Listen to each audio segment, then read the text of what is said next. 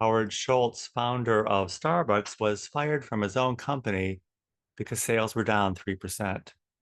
He delivered better health insurance and diversity, but the numbers just didn't add up.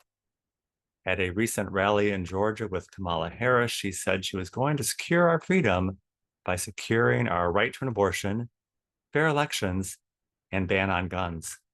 I'm an avid Starbucks drinker and I don't even like it, but it's the best choice out there. The reason sales are down 3% at Starbucks is because nobody has any money. That's the real issue.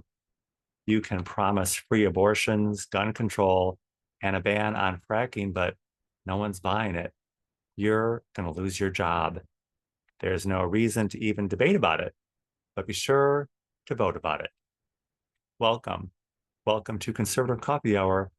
I'm Stanley Smith. Last week in church, they said change is always accompanied by an act of violence. That sounds very startling and alarming. But think about it in terms of being born, manufacturing something out of raw materials, or harvesting crops. The crucifixion of Christ was an act of violence necessary to change the world forever. We live with a constant state of violence, crime, and war perpetrated by the state on our behalf to bring about the change of making the world a better place.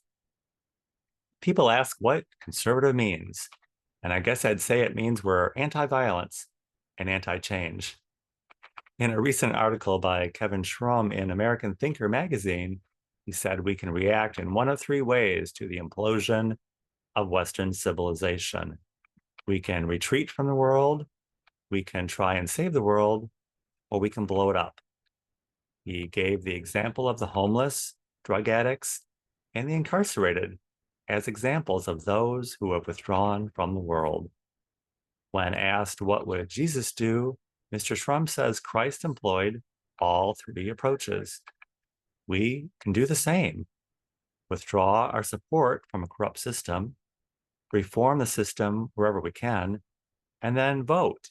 It's the best way of blowing it up from the inside out.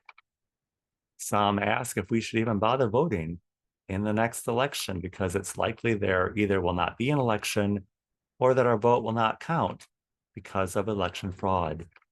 We can see how these thoughts traverse the spectrum of natural response. When the White House was reconstructed in 1948, the recommendation was that the building be dismantled and reconstructed from the ground up.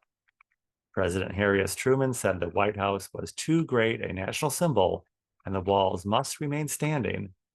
The house would need to be reconstructed from the inside out. We need to keep the walls standing, reform it from within, and then blow it up by voting. In the CNN interview with Kamala Harris, Dana Bash asked about the crisis of American affordability, and she really didn't get an answer. Kamala Harris says her values have never changed, and she has policy positions which align with her values. There was very little mention of our values and rebuilding our nation from the inside out. A quick analysis of the political landscape is that we had Hitler running against a senile old man, and the race was 50-50. Now we have Hitler running against a Black woman who is only doing a little bit better than the senile old man. You can do the math. Sales are down, and the numbers don't lie. Kamala is going to lose her job. All we need to do is vote for that. It's the best kind of change we can make. If you would like to join us at Conservative Coffee Hour is every Saturday at 10 a.m. Central Time on Zoom. I will include my email in the description of this video. Be happy to send you an invitation. And I look forward to seeing you very, very soon.